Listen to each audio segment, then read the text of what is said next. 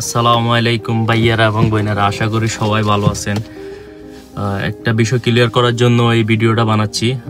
বিষয়টা হচ্ছে গতকালকে আমি ফেসবুক লাইভে আসছিলাম, আর ইদানিং আমি ফেসবুকের মধ্যে রিলস ভিডিও বানাচ্ছি।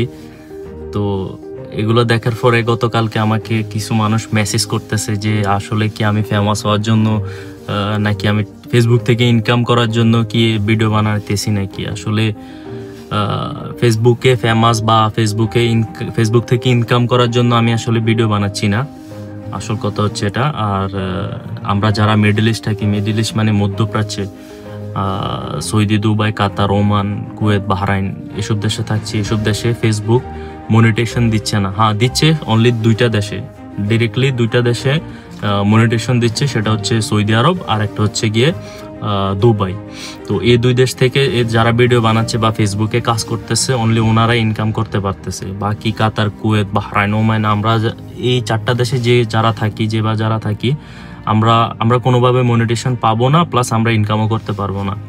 এখন আমি আমার ভালো লাগা খারাপ লাগা থেকে আমি আসলে ভিডিও বানাচ্ছি বা লাইভে আসতেছি, বা আমি চেষ্টা করতেছি যে অলওয়েজ ফেসবুকে কন্টিনিউ অ্যাক্টিভ থাকার, এই বিনোদন নেওয়ার জন্য আর বিনোদন দেওয়ার জন্যই আর কি এসব কিছু করা।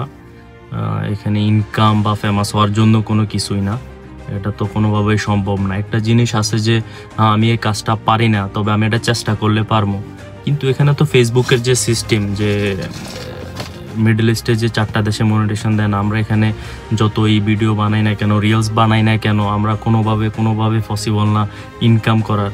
হ্যাঁ, ভিডিও বানাইলে হয়তো কিছু মানুষের ফ্যান ফলোয়ার বাড়বে, কিন্তু তাকে তো মনিটেশন দেবেন, আর মনিটেশন না দিলে আপনি ইনকাম করবেন কোথায় থেকে? তো সবশেষ এটাই বলবো, আমরা যারা প্রবাসী আছি আমরা আমাদের জন্য দোয়া করবো, এবং সবার পরিবার পরিজন যেন সুস্থ থাকে, সুন্দর থাকে, এই দোয়া করি।